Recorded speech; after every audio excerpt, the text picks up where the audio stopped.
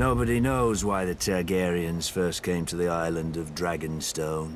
Old Valyria was then at the height of its power and the center of the civilized world, which ended at the Narrow Sea.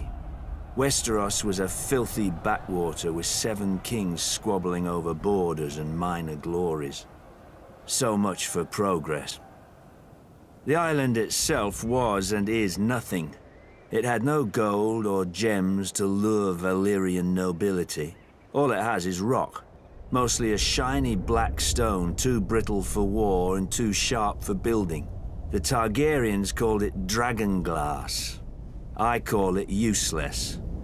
But the Targaryens managed to raise a castle here. Simpletons claim they used ancient Valyrian sorcery, forgetting that the Targaryens brought a small army with them from Essos. There's no magic in strong backs, though admittedly the castle is unlike any in Westeros. Foreign and strange.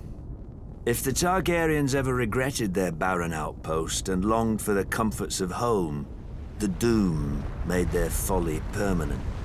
Valyria collapsed into the waves and was no more.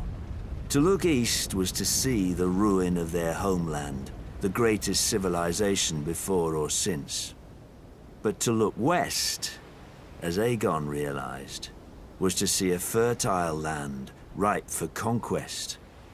Perhaps even a new Valyria.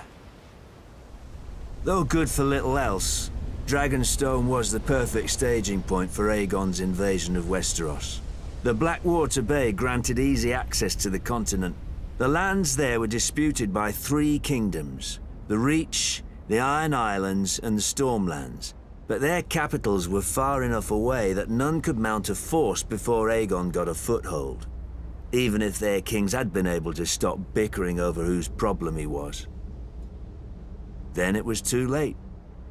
Aegon had chosen his first camp well, with the bay to the east, the river to the south, and open fields to the north and west. His army would be impossible to take by surprise. A perfect site for an invasion, and one day, his capital city, King's Landing. The Doom had taught the Targaryens the prudence of refuge. After the conquest, Dragonstone became the seat of the crowned prince and heir to the Iron Throne.